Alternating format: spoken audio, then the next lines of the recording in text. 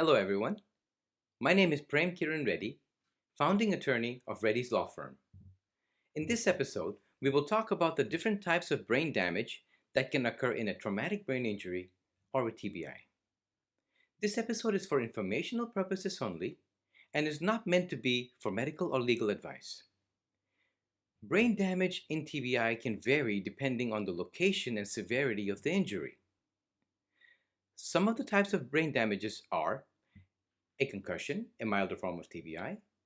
Another is a contusion, where a direct impact to the head causes bleeding and swelling in the brain.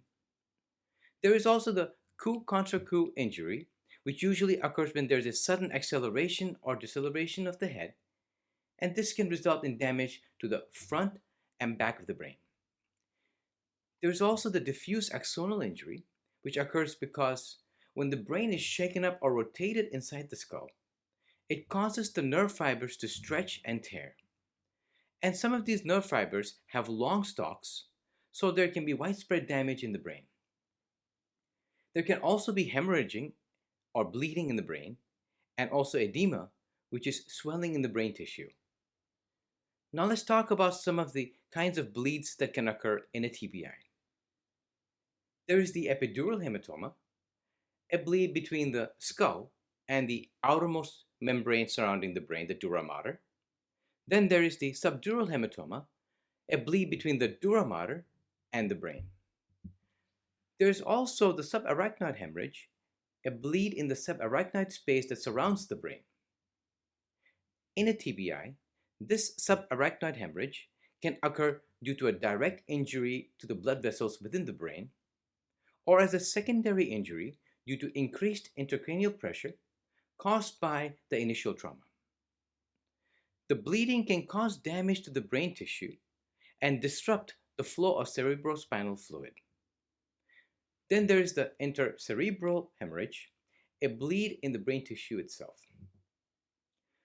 Some of the parts of the actual brain that are damaged in a TBI are the frontal lobe in the front of the brain, the parietal lobe behind the frontal lobe, the occipital lobe, which is the back of the brain, and the temporal lobe, which is by the temples of your head.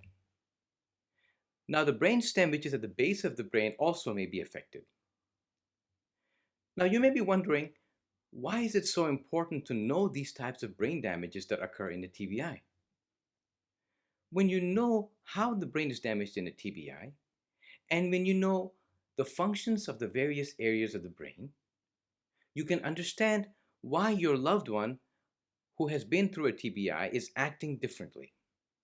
This will equip you to help that individual cope with the TBI. I will be going into more details of the functions of different areas of the brain in future episodes. Please don't forget to like and subscribe to keep yourself informed of my past and upcoming episodes on various other topics. Thank you for watching. Hope to see you soon in the next episode. Bye-bye.